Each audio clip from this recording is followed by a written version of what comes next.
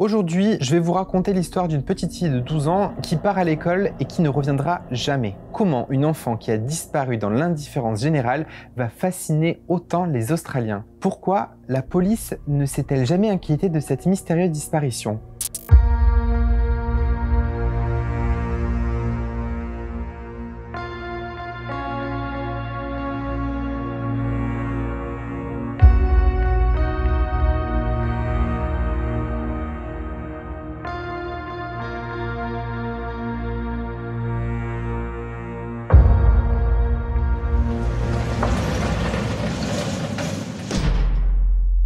Au mois de janvier de l'année 2000, la petite Tia Palmer débarque dans la maison chaleureuse des Sauburn. Depuis l'âge de 7 ans, elle est placée dans des familles d'accueil car sa mère, Cindy, est victime de violences conjugales. La mère a peur que sa fille subisse elle aussi ces violences et préfère l'éloigner d'elle. En plus, elle a sombré dans une grande dépression et dans l'alcool, donc elle n'est plus du tout en mesure de s'occuper d'elle.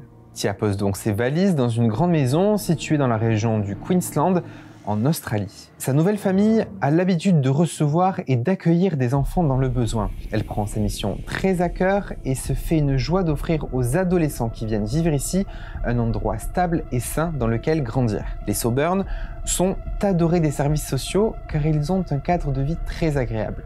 Le père, Rick, est un homme gentil mais très ferme. Julien reste toute la journée à la maison pour s'occuper de ses deux garçons, Josh et Trent, alors âgés de 19 et 18 ans. Tia s'intègre très bien à sa nouvelle famille. Mais sa mère biologique n'est pas d'accord avec ce placement. Elle voudrait que sa fille aille ailleurs, car elle n'est pas rassurée de la savoir dans un foyer avec deux garçons aussi âgés. Comme tous les matins, le 30 octobre 2000, Josh et Trent partent à 6h15 pour s'entraîner au gymnase avant les cours. Julien et Rick se lèvent eux aussi assez tôt pour nourrir les chevaux et nettoyer leur box avant de commencer la journée. Tia se lève toujours un peu plus tard car elle a juste à se préparer pour aller au collège. Tous les matins, à 8h, c'est Rick qui l'emmène d'ailleurs. Ils s'entendent bien, mais Rick, le père de famille, est assez inaccessible car il ne veut pas s'attacher aux enfants accueillis. Pour lui, c'est juste une manière de toucher un peu d'argent et de toute façon, les enfants ne restent jamais très longtemps chez eux.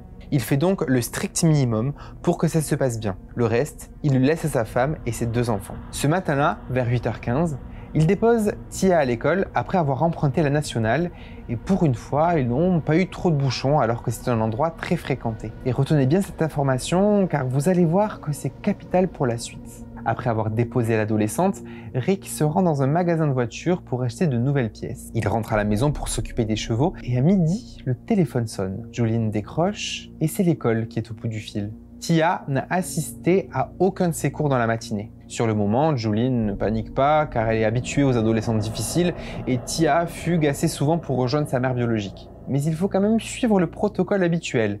Les services sociaux sont contactés et l'éducateur spécialisé de Tia envoie un message à Cindy, sa mère biologique, pour lui dire qu'elle va sûrement débarquer dans les prochaines heures. Rick se rend immédiatement au commissariat pour signaler la disparition de Tia. Mais comme elle a beaucoup d'antécédents de fugue, rien n'est fait. Les policiers ne prennent pas l'affaire très au sérieux et ne sont pas plus inquiets que ça. Ils sont persuadés qu'elle va vite rentrer. Mais bon, vous imaginez bien que si on en parle aujourd'hui dans cette vidéo, c'est qu'elle ne rentrera jamais. Les Sauburn, eux, sont quand même inquiets et puisque la police ne fait pas grand-chose, ils décident de prendre les choses en main. Ils partent en ville à sa recherche. Josh et Trent prennent une voiture et arpentent les rues. Tia est un peu comme leur petite sœur. Ils font attention à elle quand même. En voyant que la nuit commence à tomber, ils sont de plus en plus inquiets. Tia ne donne toujours aucun signe de vie. Elle n'est pas allée chez sa mère et Cindy comprend alors que quelque chose ne va pas. Sa mère biologique va donc harceler la police pour leur expliquer que ce n'est pas normal cette fois. Ça fait trop longtemps que Tia a disparu et elle aurait forcément cherché à la contacter. Cindy envoie un message à la page Facebook Crime Watch Logan qui publie des avis de recherche. Mais malheureusement, ça va se retourner contre elle. Sous la publication dans les commentaires, les gens l'insultent en disant que c'est de sa faute si elle a disparu. Pourquoi est-ce qu'elle a déjà fugué plusieurs fois? Pourquoi s'intéresse-t-elle à sa fille alors qu'elle l'a abandonnée dans une famille étrangère? Personne ne s'intéresse vraiment à sa disparition. Ni les habitants de la région, ni les services sociaux. Ses proches sont seuls contre tous. Les gens sont tous persuadés que Tia est juste une fille à problème. Les jours passent et l'école, impuissante, continue de noter Tia absente au cours. Cindy contacte alors les médias pour tenter de lancer des recherches. Mais là encore, ils veulent que la police soit sur le terrain pour se mettre quelque chose de vraiment croustillant sur la dent. L'inverse ne les intéresse pas. Sauf que si vous connaissez cette histoire, vous allez voir que cette disparition va faire couler beaucoup d'encre dans quelques jours. Comme ils n'ont aucun signe de vie de leur petite sœur adoptive, Josh et Trent vont guetter l'entrée de l'école tous les matins pour voir si Tia ne vient pas voir des amis ou essayer de repérer si elle n'a pas des complices qui pourraient l'aider en lui donnant un peu d'argent ou de la nourriture. Un matin, la famille d'accueil sera contactée par des gens qui ont vu Tia dans un bus. Mais malheureusement, quand la police va regarder les caméras de surveillance, ils vont s'apercevoir qu'il s'agit de quelqu'un d'autre. Cindy est désespérée. En plus, elle ne peut pas vraiment aider car elle est enceinte de 7 mois et n'a pas le permis pour partir à sa recherche. Elle se sent complètement démunie face à la mystérieuse disparition de sa fille. Au final, il faudra attendre 6 jours pour que la police australienne commence à s'inquiéter du sort de Tia. Malheureusement, à ce moment-là, il est déjà trop tard. Le 1er novembre, l'affaire est rendue publique et fait la une des journaux. Mais pas pour les bonnes raisons. On est bien loin de la vie de recherche tant souhaitée par la famille. Là, tout le monde parle de Tia Palmer car son corps vient d'être retrouvé. Vers 17h15, le 1er novembre, un pêcheur tombe sur le corps d'une enfant en très mauvais état. Et ça intéresse les médias. Les journalistes sont déjà sur place quand un hélicoptère atterrit sur la zone bouclée. Les médecins légistes constatent que la dépouille est là depuis quasiment une semaine et que son état est déplorable. Au départ, les médecins ne peuvent pas identifier Tia. Le rapport parle d'abord d'une fille âgée entre 12 et 18 ans maximum, retrouvée en sous-vêtements déchirés à moitié nus. Les Soburn et Cindy sont immédiatement prévenus et sont sous le choc.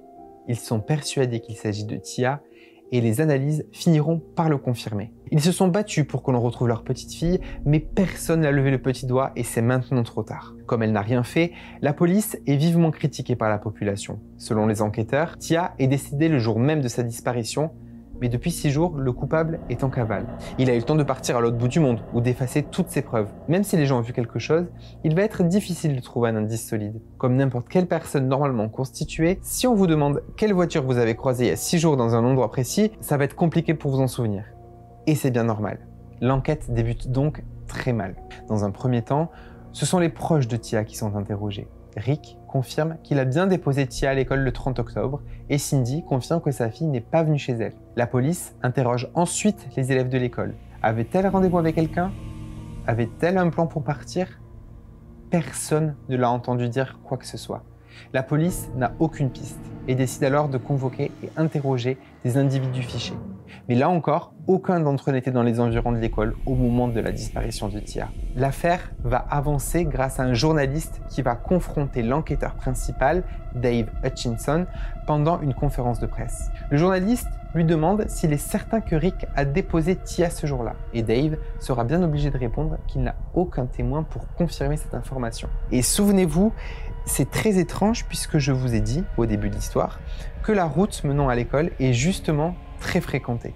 Et c'est ce petit détail qui fait l'effet d'une bombe. La police lance un nouvel appel à témoins et offre une récompense de 200 000 € pour celui ou celle qui fera avancer l'enquête. En parallèle, les policiers inspectent les caméras de surveillance situées autour de l'établissement pour prouver que Rick a bien déposé Tia. Oui, il était temps. Et bizarrement, sur les images, on voit sa voiture passer devant le collège, mais elle ne s'arrête pas. Le véhicule continue vers le pont de la ville où le corps de Tia sera retrouvé. Alors c'est très bizarre et la police comprend qu'il va falloir creuser cette piste. En attendant, les funérailles de Tia ont lieu. 2000 personnes assistent aux obsèques pour rendre un dernier hommage à l'adolescente disparue et assassinée. Il y a une grosse mobilisation au cimetière, tout comme devant son école. On distribue des t-shirts et des bracelets à son effigie. Et c'est tout un pays qui semble être en deuil quand Rick, le père de la famille d'accueil, porte le cercueil de Tia. La seule personne qui dénote un peu, c'est Cindy. Pourquoi la mère biologique n'a-t-elle pas les larmes aux yeux quand elle s'exprime face caméra? Pourquoi elle n'est pas effondrée comme toute mère le serait? Des journalistes se permettent même de lui demander pourquoi le sort de Tia l'intéresse. Mais Cindy prend sur elle. Même si elle n'a pas été la mère parfaite aux yeux de l'opinion publique, elle continue de se battre pour sa fille. De leur côté, les Soburn montrent qu'ils sont dévastés et ne chercheront pas à accueillir un autre enfant dans leur famille. Rick ne sera même pas interrogé sur le fait que sa voiture ne se soit pas arrêtée devant le collège pour déposer Tia ce jour-là. Puis, au fil des mois, l'agitation retombe et la police passe à autre chose. Le 10 mai de l'année suivante, la police reçoit un coup de téléphone qui va faire basculer toute l'affaire. Une femme, qui souhaite rester anonyme, explique qu'elle sait beaucoup de choses sur la disparition de Tia. Elle pense que Trent, l'un des 2 fils de la famille d'accueil, a quelque chose à voir avec son décès, car l'an passé, il a couché avec elle et l'a mise enceinte. Elle ajoute que dans la nuit du 20 au 21 octobre, les Soburn se sont réunis pour élaborer un alibi à utiliser en cas d'interrogatoire. Et d'un coup, la mystérieuse femme raccroche. La police est abasourdie et est obligée de prendre ce témoignage anonyme au sérieux. Elle n'aurait jamais imaginé que la famille soit coupable d'un tel meurtre. Les Soburn sont donc convoqués pour repasser un interrogatoire. Quelle était leur relation avec Tia? Y a-t-il eu des disputes violentes? Comment était-elle le matin de sa disparition? Ils répondront tous la même chose. Tia était une fille gentille avec laquelle ils avaient eu des problèmes de fugue et d'absence à l'école. Mais rien de plus. Rick ajoute que le jour de sa disparition, Tia était heureuse et semblait très contente. Tout le monde répond du tac au tac, sans stress. Les 4 membres de la famille ont un discours parfait. Un peu trop parfait aux yeux de la police justement. S'était-il préparé à l'avance? On dirait qu'il récitait quelque chose. La police parvient finalement à identifier la femme qui parlait au téléphone. C'était la tante de Trent et de Josh. Elle était très proche des Soburn, surtout des 2 ados qui voyaient en elle une oreille attentive. Elle est donc convoquée à son tour dans la plus grande discrétion pour qu'elle ne s'attire pas d'ennui. Elle va montrer à la police tous les messages qu'elle a échangés avec Trent 2 jours avant la disparition de Tia. Le jeune homme lui demande si elle est libre, car il a vraiment besoin de lui parler. Il lui explique qu'il a de sacrés ennuis avec Tia. Leur petite sœur adoptive l'aurait forcé à avoir des relations sexuelles avec lui, sinon elle le menaçait de s'attaquer à son chien. Trent explique alors à sa tante qu'il a couché avec elle sous pression, car ça faisait longtemps qu'elle le menaçait. Il explique ensuite, dans les échanges, qu'il a couché avec elle sans protection, et que maintenant, elle dit qu'elle a mal au ventre. Il précise qu'il se sent très mal et qu'il ne sait pas quoi faire. Il veut juste que Tia disparaisse de sa vie. Mais il sait que c'est impossible, car elle représente une source de revenus important pour ses parents, et il ne veut pas perdre ça. Sa tante lui répond qu'il doit tout dire à ses parents et qu'il faut être honnête. Trent cogite toute la nuit et dès le lendemain, il aura cette fameuse discussion avec Rick et Julien. On comprend, à travers les SMS échangés avec la tante, que pour éviter des poursuites judiciaires à leur fils, les parents prennent une décision radicale. Éliminer Tia. Si ces messages vont être déterminants pour faire avancer l'enquête, ils ne constituent pas une preuve suffisante pour les inculper de meurtre. La police va donc disposer en toute discrétion des micros un peu partout dans leur domicile pour capter des conversations intimes. Si toute la famille est dans le coup, ils vont forcément, à un moment ou à un autre, parler de l'affaire. Pour provoquer le destin et cette fameuse discussion, la police les appelle et les convoque au poste dans quelques jours, sans donner d'explication.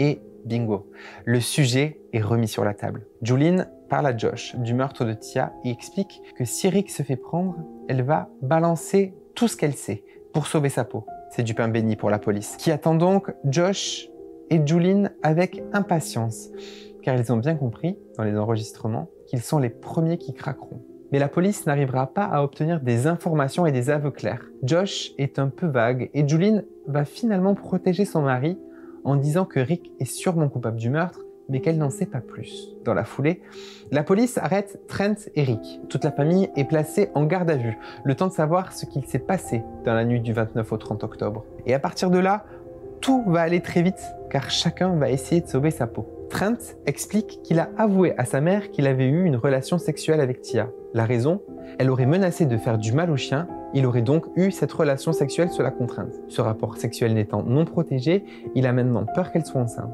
Julien aurait alors répondu à son fils qu'il s'en occuperait avec son père. Lorsque Rick rentre du travail, Josh et Trent sont à la salle de sport.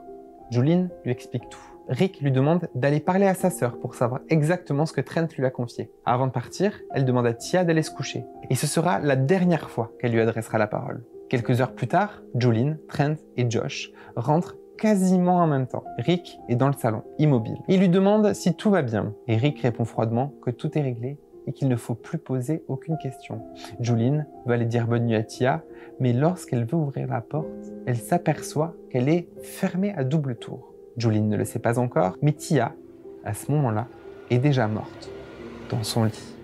La police ne détermine pas la cause précise de son décès, malgré les perquisitions et les expertises qui sont organisées dans la foulée. Dans la maison, il n'y a aucune trace de sang et la chambre de Tia n'a rien d'une scène de crime. La police en conclut donc que Tia a été étranglée ou étouffée cette nuit-là. Le lendemain, Rick aurait pris la peine d'aller jusque devant le collège pour se faire voir des futurs témoins, avant d'aller sur le pont pour jeter le corps de la pauvre Tia. Le problème, c'est que ce jour-là, Rick n'avait pas prévu qu'il y ait du courant et que son corps reviendrait vers la rive.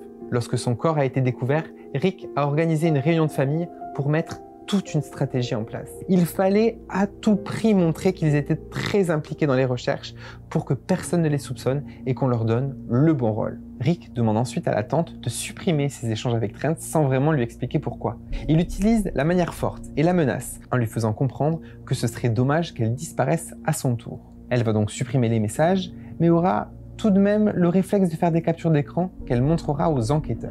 La tante a vraiment donné toutes les clés aux policiers pour résoudre cette mystérieuse disparition. Grâce à tous ces aveux, la famille va être reconnue coupable.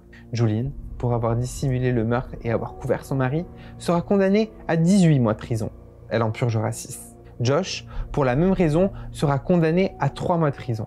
Trent sera accusé de détournement de mineurs et sera condamné à 4 ans de prison. Mais il ne restera qu'un an derrière les barreaux. En revanche, Rick ne donnera aucune information et son procès durera beaucoup plus longtemps. Il changera plusieurs fois sa version des faits et sera totalement incohérent au tribunal. Il insulte le juge et les psychologues et part dans tous les sens. Oui, il avoue bien qu'il a tué, mais il ne se souvient soi-disant plus comment. Au final, il dira qu'il est innocent et que toute cette histoire est un complot contre lui. Mais ça ne passe pas et il se fait tabasser en prison par d'autres détenus qui ont suivi l'affaire de très près. Choqué par cette altercation, il décide d'écrire un texte pour faire ses aveux. Il explique que le soir de sa mort, il s'est disputé avec Tia et qu'elle a fait son sac pour partir. Rick s'est jeté sur elle pour la retenir et comme elle hurlait, il a mis sa main sur sa bouche et l'a ramenée à la maison pour que ses voisins ne voient pas ce scandale. Mais quand il a refermé la porte de la maison et qu'il l'a posée sur le canapé, il s'est aperçu qu'elle ne respirait plus. Il termine sa lettre en expliquant qu'il avait dû l'étouffer accidentellement avec sa main sur sa bouche tout en comprimant son ventre et en la serrant autour de la taille. Alors, Rick a-t-il accidentellement tué Tia alors que personne n'était dans la maison? Le meurtre n'était-il pas totalement calculé et réfléchi?